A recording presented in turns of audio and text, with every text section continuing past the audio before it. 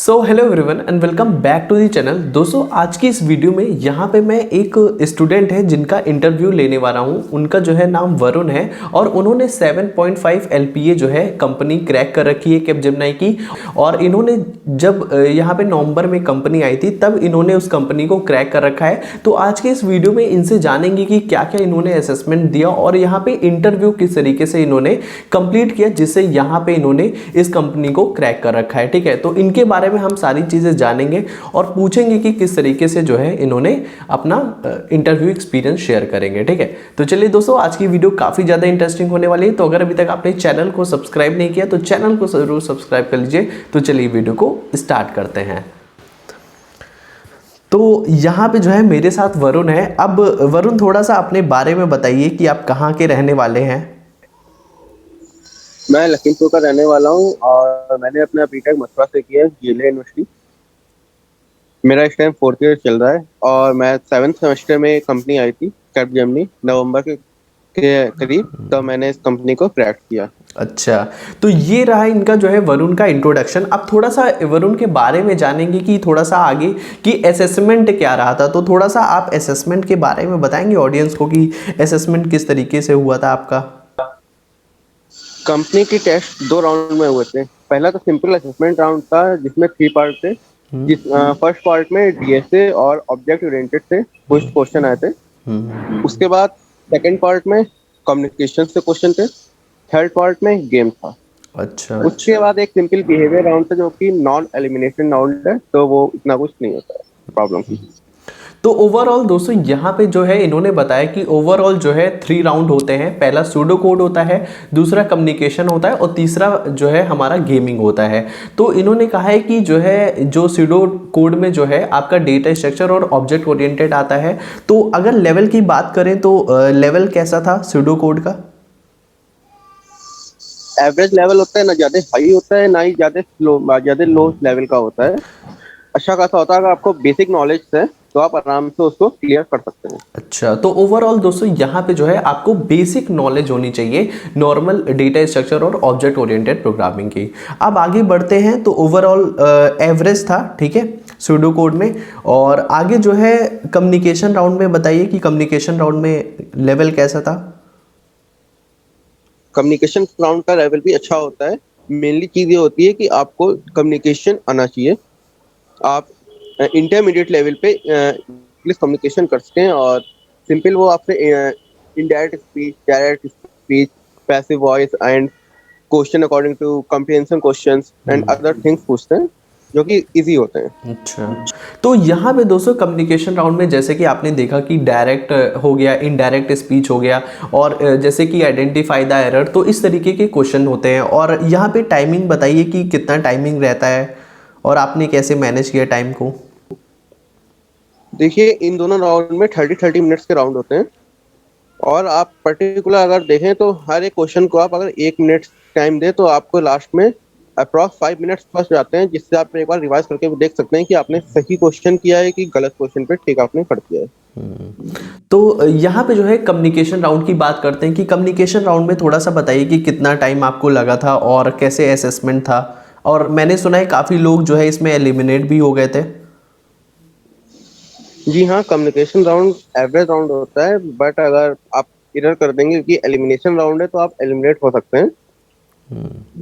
और इसको करने में अप्रॉक्स 30 मिनट का राउंड होता है, लेकिन आप अगर ट्राई करें कि 25 मिनट में आप लोग कर दें तो 5 मिनट का आपको रिवीजन टाइम भी मिल जाता है और नेक्स्ट राउंड के लिए भी आपको थोड़ा रिलैक्स होने का टाइम मिल जाता है। यहाँ पे वरुण ने कहा कि जो है जो कम्युनिकेशन राउंड होता है उसमें 30 क्वेश्चन होते हैं और 30 मिनट मिलते हैं। जैसे कि इसने कहा कि आप यहाँ पे 25 मिनट में ट्राई करिए कि उसको जो है पैसेज को आप कंप्लीट कर लीजिए जो कम्युनिकेशन राउंड है। उसके बाद जो 5 मिनट है उसमें आप जो है अपना रिवीजन वगैरह कर सकते हैं कि कहीं आपने गलत जो है टिक मार्क तो नहीं कर दिया। तो उस चीज़ को काफ़ी ज़्यादा यहाँ पे आपको फोकस करना है। और यहाँ पे इनके कॉलेज में हुआ क्या था कि बहुत सारे लोग यहाँ पे एलिमिनेट हो गए थे क्योंकि ये जो राउंड होता है इसको टाइम मैनेज करने में प्रॉब्लम आती है। तो आपको इस चीज पे ध्यान रखना है टाइम मैनेजमेंट का। ठीक है, अब यहाँ पे आगे चलते हैं और बात करते हैं कि जो है थोड़ा सा आप बताइए कि गेमिंग राउंड कैसा था और वहां पे किस तरीके से आपने गेम खेला था।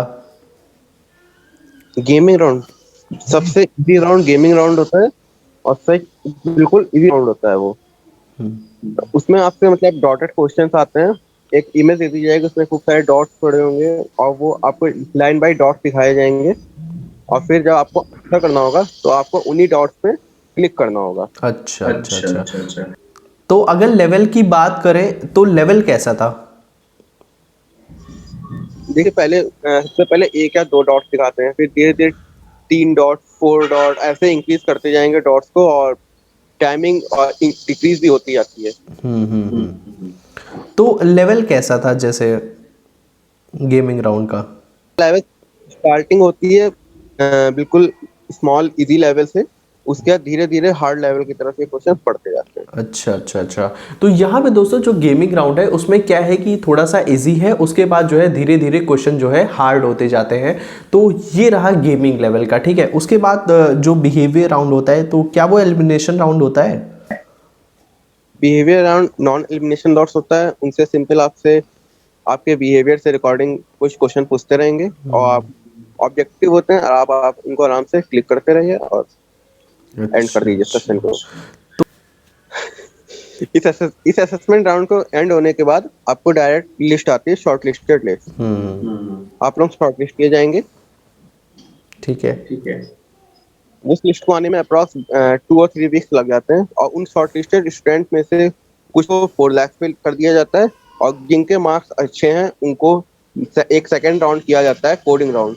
उनमें उनका कोडिंग राउंड होता है। अच्छा, तो यहाँ पे दोस्तों जो है 7.5 एलपीओ और 4 एलपीए में यही डिफरेंस होता है कि जो आपने 3 राउंड दिए हैं, पहला सूडो कोड, कम्युनिकेशन और उसके बाद आपका ये गेमिंग राउंड, इन तीनों में दोस्तों अगर आप बहुत ही अच्छा परफॉर्म किए होंगे तो आपको 7.5 एलपीए के लिए यहाँ पे आगे के लिए प्रोसीड किया जाता है। और जिनका जो है यहाँ पे थोड़ा परफॉर्मेंस कम होता है उनको 4 एलपीए के लिए यहाँ पे जॉब दे दी जाती है। फिर उनका 4 एलपीए के लिए इंटरव्यू होता है और 7.5 एलपीए के लिए। उसके बाद जो है गेमिंग के बाद आप बिहेवियर देते हैं, तो बिहेवियर के बाद जो है उनका कोडिंग राउंड होता है। अब यहाँ पे जानते हैं कि कोडिंग राउंड का लेवल कैसा था।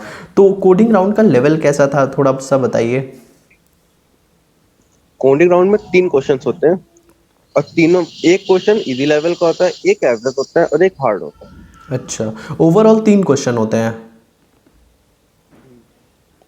अच्छा अच्छा। और आपको अप्रॉक्स 1 1 आवर एंड 15 मिनट्स मिलते हैं टोटल क्वेश्चन, 3 क्वेश्चन को अटेम्प्ट करने। अच्छा, तो यहाँ पे दोस्तों 1 आवर 15 मिनट आपको मिल रहे हैं और यहाँ पे 3 क्वेश्चन होंगे, इजी होंगे, फिर मीडियम होंगे, फिर हार्ड होंगे, ठीक है। और तो थोड़ा सा बताइए आपने कितनी प्रिपरेशन कर रखी थी कोडिंग से रिलेटेड, आपने कहाँ कहाँ से जो है पढ़ा था, थोड़ा सा बताइए। मुझे तो बस बेसिक्स आते थे ऑब्जेक्ट ओरिएंटेड और उससे, और थोड़ा बहुत मैंने डेटा स्ट्रक्चर भी अपनी तैयारी करके रखी हुई थी। अगर आप लोग रेफरेंस के लिए जाना जाए तो बहुत सी साइट्स हैं, जैसे कि गीक्स फॉर गीक्स हैं और अदर साइट्स हैं, और यूट्यूब पे भी आपको बहुत सा मटेरियल मिल जाते हैं स्टडी के। आपको अगर टॉपिक्स पता है तो उसके अकॉर्डिंग आप उसको फिर प्रिपेयर कर सकते हैं। अच्छा अच्छा। मेन चीज ये है, आपको बेसिक्स ऑफ जावा आने चाहिए, हम्म। और हाँ डीएसए पे आपको थोड़ी ग्रास्प होनी चाहिए। तो यहाँ पे दोस्तों आपको थोड़ा सा जो है कोडिंग पे जो है इन्होंने कहा कि थोड़ा सा आपको अच्छे से कॉन्सेप्ट की नॉलेज होनी चाहिए, जैसे कि इन्होंने कहा जावा, और आपको थोड़ा सा बहुत जो है डीएसए के भी बारे में नॉलेज होनी चाहिए। तो यहाँ पे दोस्तों आपने देखा कि किस तरीके से यहाँ पे इनका ये रहा। अब थोड़ा सा हम लोग इनके इंटरव्यू एक्सपीरियंस के बारे में बात करते हैं कि इनका इंटरव्यू एक्सपीरियंस कैसा रहा, और टेक्निकल और एचआर के बारे में पूछते हैं। तो आपका क्या जो टेक्निकल और एचआर था वो कंबाइन हुआ था या फिर जो है अलग अलग हुआ था? कंबाइन हुआ था। अच्छा, और किस तरीके से आपसे क्वेश्चन पूछे गए थे? फर्स्ट ऑफ ऑल उन्होंने बेसिक्स मुझसे पूछा कि मैं अपना इंट्रोडक्शन दे दूं, मैंने कौन से प्रोजेक्ट किए हैं उनको कुछ डिस्क्राइब करूं, और उसके बाद उन्होंने कुछ मुझसे पूछा कि आपको कौन कौन सी प्रोग्रामिंग लैंग्वेजेस आती हैं। फिर मैंने जैसे कि बोल दिया कि मुझे पाइथन, जावा पाइथन दोनों आती हैं, तो उन्होंने दोनों से मुझसे कुछ क्वेश्चन पूछे। फिर उन्होंने पूछा कौन सी बेटर है और किस रीजन के कारण कौन सी बेटर है, ये सब उन्होंने मुझसे पूछा। फिर उसके बाद थोड़ा बहुत ऑपरेटिंग सिस्टम के कॉन्सेप्ट पूछे, कुछ डीएसए के भी कॉन्सेप्ट उन्होंने पूछे, अच्छा। और कैसे। तो दोस्तों यहाँ पे जो है जो 7.5 LPA का जो होता है इंटरव्यू, उसमें इस तरीके के क्वेश्चन पूछे गए जैसे कि DSA से रिलेटेड हो गया, प्रोजेक्ट से रिलेटेड इनसे पूछा गया, और इंटरव्यूअर ने इनसे पूछा कि जैसे कि कौन सी लैंग्वेज आती है, तो इन्होंने जावा पाइथन बताया, तो कौन सी ज़्यादा कंफर्टेबल है, कौन सी अच्छी है प्रोग्रामिंग लैंग्वेज, तो इन्होंने काफ़ी कुछ उसका आंसर दिया। और ऑपरेटिंग सिस्टम से रिलेटेड से भी इनसे क्वेश्चन पूछा गया, तो काफ़ी कुछ चीज़ें पूछा गया। और HR से इनसे normal introduce your self normal सा क्वेश्चन पूछा गया। तो क्या आपसे सिर्फ HR में सिर्फ एक ही क्वेश्चन पूछा? नहीं, उन्होंने मुझे एचआर में ऐसे को मुझे इंट्रोड्यूस करने के लिए कहा गया। मुझे उन्होंने 2-3 टेस्ट केस स्टडीज भी दी। उन्होंने कहा अगर ऐसी सिचुएशन होती है कंपनी में तो आप इसको कैसे हैंडल करेंगे अपने क्लाइंट से, और बाकी चीज़ें भी कुछ ऐसी। अच्छा, तो इनसे जो है दोस्तों यहाँ पे केस स्टडी से भी क्वेश्चन पूछे गए थे कि आपको सिचुएशन बेस्ड होते हैं, वहाँ पे आपको अपना यहाँ पे इंस्टेंट आंसर करना होता है कि किस तरीके से आप वहाँ पे जो है अपना परफॉर्म करेंगे, अपना बेस्ट देंगे क्रिटिकल कंडीशन में भी। तो ये ओवरऑल एक्सपीरियंस रहा। तो यहाँ पे जो है जितने भी अभी 7.5 LPA के लिए तैयारी कर रहे हैं या फिर 4 LPA के लिए तैयारी कर रहे हैं, तो उनको आप क्या स्ट्रेटेजी देना चाहेंगे कि किस तरीके से वो भी जो है आपकी तरह 7.5 LPA के लिए वो भी क्रैक कर ले? तो थोड़ा सा आप ये भी बताइए। देखिए, मेरे अकॉर्डिंग को थोड़ा बहुत बेसिक ऑपरेटिंग सिस्टम का आना चाहिए, डेटा स्ट्रक्चर की बेसिक्स आनी चाहिए, अप्रोक्सीमेट डिफिनीशंस और बाकी चीज़ों की कुछ नॉलेज तो उनको होनी चाहिए कि अगर कोई उनसे क्वेश्चन पूछे तो वो आंसर दे सकें उन्हें कि वो क्या चीज़ है। और एक पर्टिकुलर लैंग्वेज को उनको पकड़ लेना है कि उससे रिलेटेड अगर कोई भी क्वेश्चन वो पूछे तो वो उसका आंसर कर सके। क्योंकि हालांकि मुझे 2 आती थी, मैंने दोनों के आंसर आराम से दे दिए, लेकिन बहुत से लोगों को 2 नहीं आती हैं, 1 आती हैं या नहीं आती है बहुत अच्छे से कोई, तो उनको एक को तो पकड़ लेना है। तो यहाँ पे दोस्तों जो प्रिपरेशन स्ट्रेटजी है उसमें आपको एटलीस्ट एक प्रोग्रामिंग नॉलेज में बहुत ज़्यादा अच्छे से अपने कमांड आनी चाहिए, ठीक है, उस पर कमांड होना चाहिए उस प्रोग्रामिंग लैंग्वेज में। सपोज जैसे कि वरुण को जो है 2 प्रोग्रामिंग लैंग्वेज आती थी, यहाँ पे पाइथन और जावा, तो इन्होंने अच्छे से उसका जो है आंसर कर लिया था। लेकिन अगर आपको एक भी प्रोग्रामिंग लैंग्वेज आती है, मान लीजिए सपोज आपको जावा आती है, तो उसमें आपको जैसे जावा हो गया, ऊप्स हो गया, डेटा स्ट्रक्चर हो गया, उसी से रिलेटेड आप अच्छी अपनी तैयारी रखिए। तो यहाँ पे ये ओवरऑल इंटरव्यू एक्सपीरियंस था। तो यहाँ पे आप वरुण बताएंगे कि आपको यहाँ पे आके कैसा लग रहा है? आप काफ़ी चीज़ें शेयर कर रहे हैं ऑडियंस के साथ।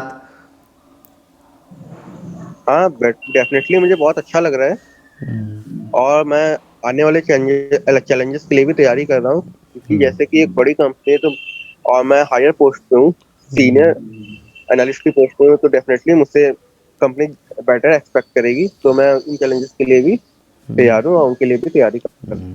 तो यहाँ पे दोस्तों जो लर्निंग है वो नहीं ख़त्म करनी चाहिए, आपको लर्निंग करती रहनी चाहिए। जैसे कि इन्होंने कहा कि ये सीनियर एनालिस्ट के लिए जो है यहाँ पे इन्होंने क्रैक कर रखा है, तो और भी कंपनीज़ के लिए ये ट्राई कर रहे हैं। तो ये इंटरव्यू दोस्तों यहाँ पे एक्सपीरियंस रहा इनका। आई होप ये वीडियो आपको बहुत अच्छी लगी होगी और काफ़ी कुछ यहाँ पे आपको नॉलेज मिली होगी यहाँ पे वरुण से सीखने के लिए। तो यहाँ पे आई होप वीडियो अच्छी लगी होगी। अगर वीडियो अच्छी लगी हो तो लाइक करेगा और चैनल पे नए हैं तो दोस्तों यहाँ पे सब्सक्राइब जरूर करिएगा। तो दोस्तों मिलते हैं नेक्स्ट वीडियो में, तब तक के लिए बाय बाय।